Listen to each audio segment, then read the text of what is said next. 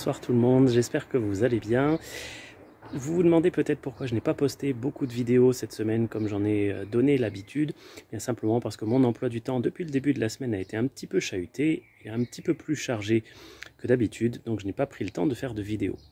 Mais ce soir, parce que oui on est le soir quand je tourne cette vidéo, j'avais envie de partager avec vous un passage qui me trotte un petit peu dans la tête en ce moment.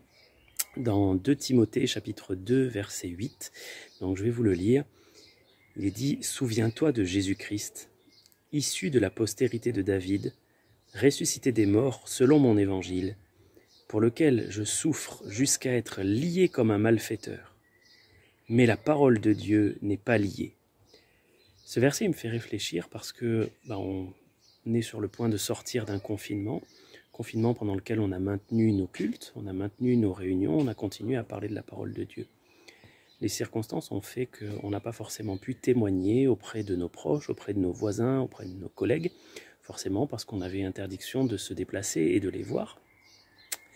Mais je voudrais vous lancer un défi avec le déconfinement, c'est de parler de l'Évangile autour de vous, parler du Seigneur Jésus-Christ.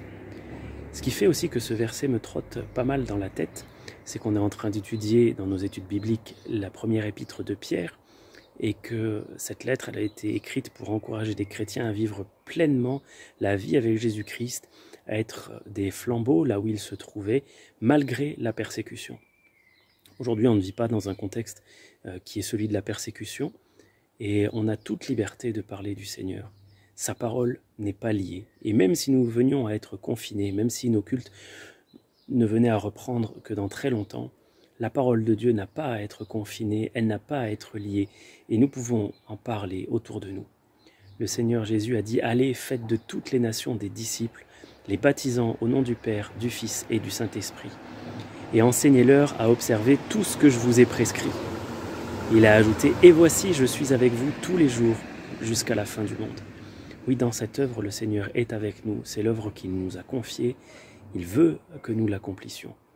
Alors mes frères, mes sœurs, je vous encourage à parler du Seigneur Jésus-Christ autour de vous. Prions aussi ensemble pour que nous puissions parler hardiment de la parole de Dieu. Que Dieu vous bénisse. À très bientôt.